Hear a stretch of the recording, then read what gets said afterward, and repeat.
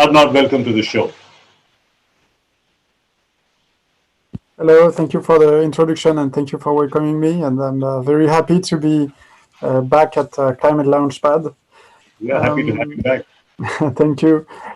So I'm gonna try to be quick and talk a little bit about Hello Tomorrow, but more interestingly maybe about what we see around clean tech and what's the role of emerging technologies that we also call deep tech, and hopefully give a few helpful recommendations.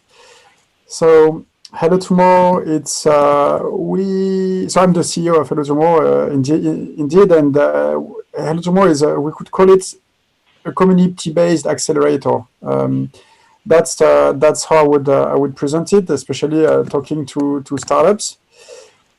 So why community-based? So first, it's an accelerator because I know that we work on what is the most important to accelerate startups, and here I'm gonna share my screen if I can. So we for now I can't, but basically we work on fundings, we work on access to markets, which are the most important aspects for startups. Yes. You just trying to help you share your screen.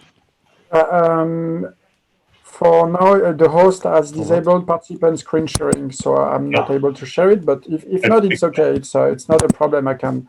If I can, it's good. But if I can't, it's okay. So for now, I'm going to continue.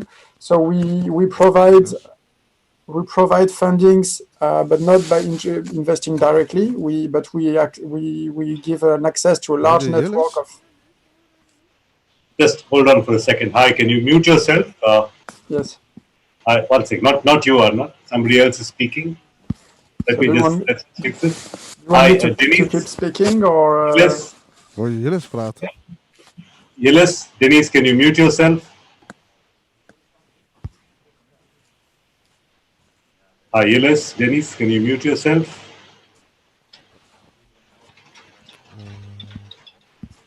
So just give me a second, Arnaud. Yeah, no problem.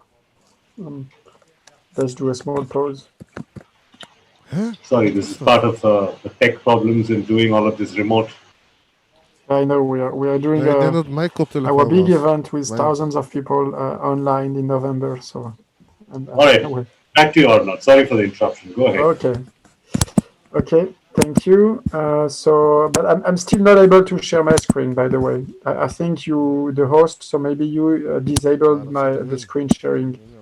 I don't have the rights to disable you, but the hosts are in The Hague. I'm based in India. I'm just talking to them to try and get you to screen share. Okay, if not, it's okay. So again, we are a community-based accelerator. So accelerator because we accelerate access to markets by providing access to potential customers and industrial partners. We also accelerate fundraising by providing access to VCs and investors. And we also provide visibility through the events we organized and access to journalists. But we call that community-based because we are not kind of the classical accelerator because we do a little bit of coaching, not much because we support large number of startups, more than 500 a year. So we foster rather peer learning than top-down coaching. We don't invest ourselves. We rather connect to external investors that would be more relevant for the startups than our own team. And it's not a time-boxed program because we think it's not relevant for emerging technology startups because they need more than a few months to really benefit from our community, what we can provide.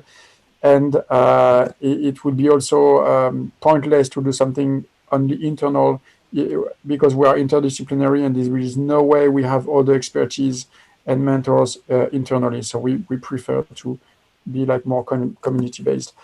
And more concretely, the way to take part to this kind of community-based accelerator is to apply to become a deep tech pioneer, so kind of a member of it.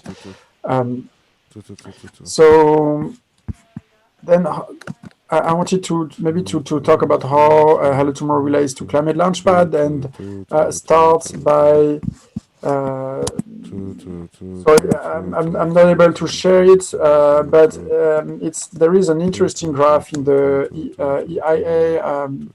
IEA report 2021 called Energy Technology Perspectives. We see that to remove carbon from the atmosphere and to reduce our emissions as much as we need to do according to the ambitions we have at national, European, or worldwide level, of course, we will need to use mature technologies, kind of the low-hanging fruits, but this will be only a small part of the solution. And we will need other solutions that are today in early adoptions, but even only in demonstration or prototype phase. So we need innovations, we need new products, new services, and we need new technologies to fuel them. So that's really, I think, at the core of ClimateLaunchpad, but also at the core of Hello Tomorrow, the fact that we need to change the way we consume, but also the way we produce. So the very infrastructure of our industries, and to do so, we need breakthrough technologies to reach maturity level sufficient to have a real impact. And that's what we want to accelerate. That's what I think also that's what makes our mission with ClimateLaunchpad really aligned. And also the good thing, we saw that working in the past years, is that there is a good complementarity between Hello Tomorrow and ClimateLaunchpad, because ClimateLaunchpad is doing an amazing job at helping teams go from an idea to something more in a shape of a business model that can convince potential investors or partners. And Hello Tomorrow is is the community that also provides us contacts with investors and industrial partners. But it's very great. It's great that ClimateLaunchpad does this job of helping companies really frame their project into something that can convince other people. And I think then that might be the end of my little speech.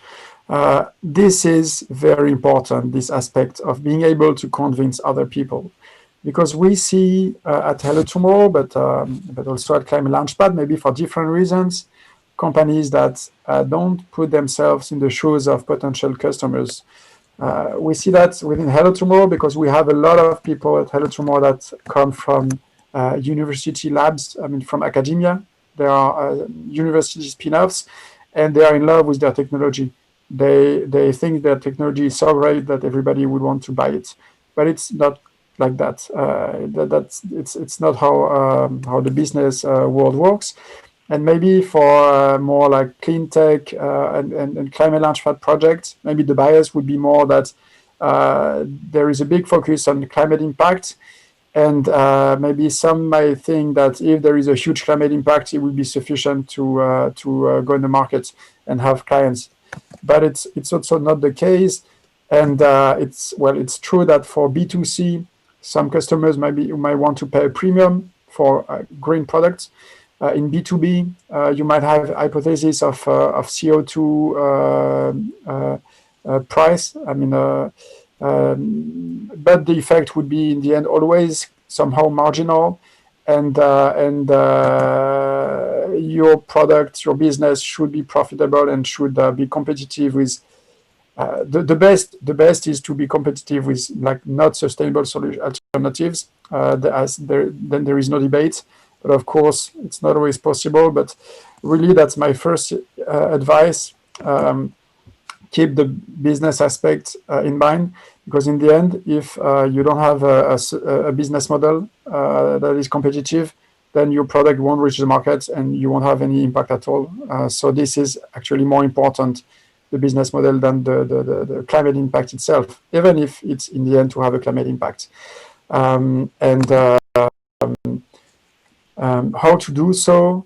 I think it's first, fall in love with the problem, not the solution. So really find something you fix for a potential customer, and then really focus on this. And maybe the solution you had in mind is not exactly the right one, so you will pivot, as we say in the startup slang. But really, you need to have in mind and insight the problem you want to fix. And then talk to potential customers. They will confirm whether it's the right one or not.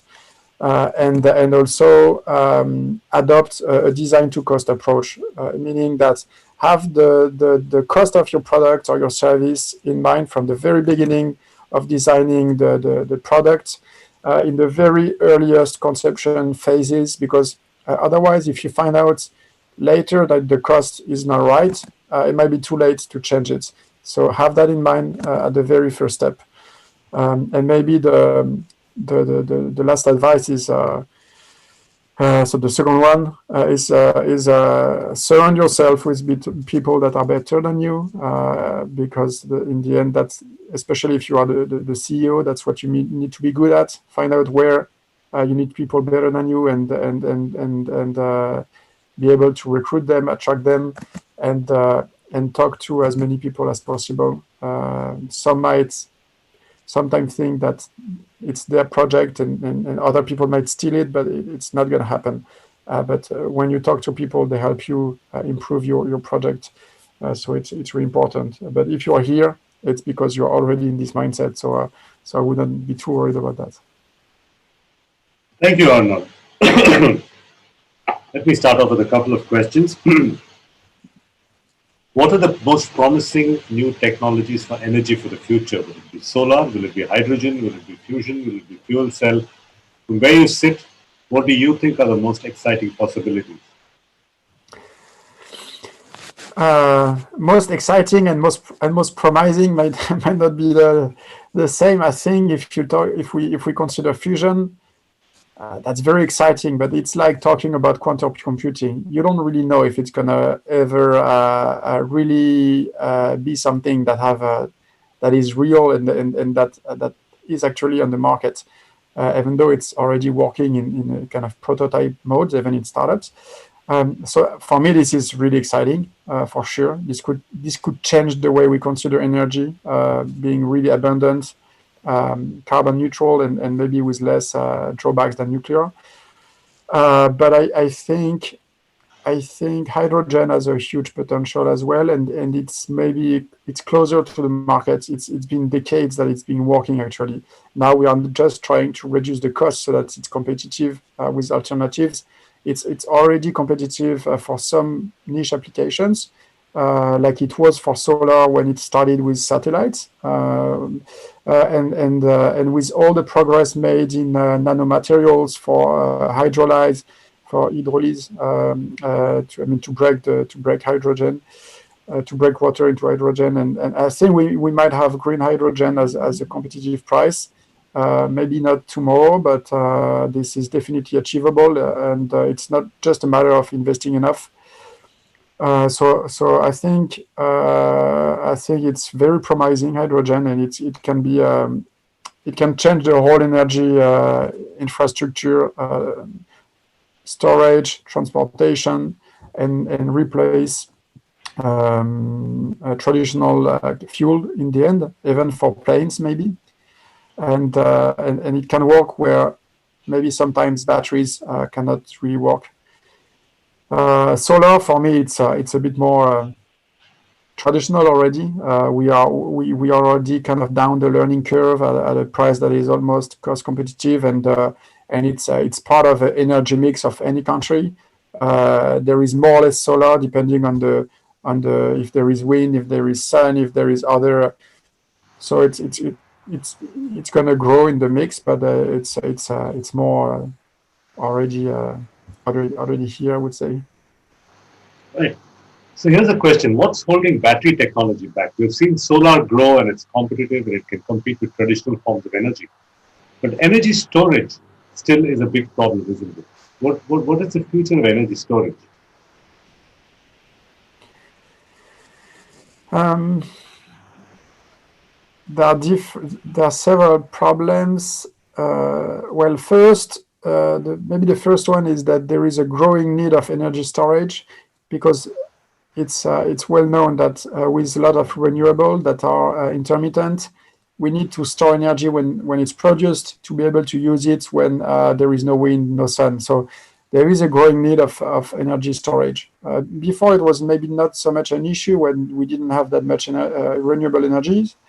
So and there is maybe another issue of energy storage. It's for transportation, because for now we store energy in our car, fueling the tanks with gasoline. But if we want to to move away from this kind of energy source, then we need to find something that is as energy that has the energy density of this, and it's quite hard to achieve that with batteries, even though it's progress are made. And there is hydrogen also with different hurdles, but that are being that are being solved. So yeah, I would say that for energy storage, for more like the whole energy system and compensating for energy, renewable energy, is more finding solutions that are cost competitive. So here we are more thinking of storing energy like kinetic energy, or maybe storing like compressed air, maybe batteries. But for now we didn't reach the cost competitive price to store energy at a massive scale. And for energy storage for mobility, well, we have electric cars already. We have hydrogen cars based on hydrogen energy. It's still way more expensive than traditional cars, so there is still progress to be made. But I think that many countries are investing in are having like policies to boost the market, to drive down the cost because of the learning curve. Exactly what happened in solar, where when 20 years ago, Germany, Japan, the US, they started to have massive feed-in tariffs to boost the solar market. Yeah. All right. That was very informative, Arnaud. Thank you very much. Thank you.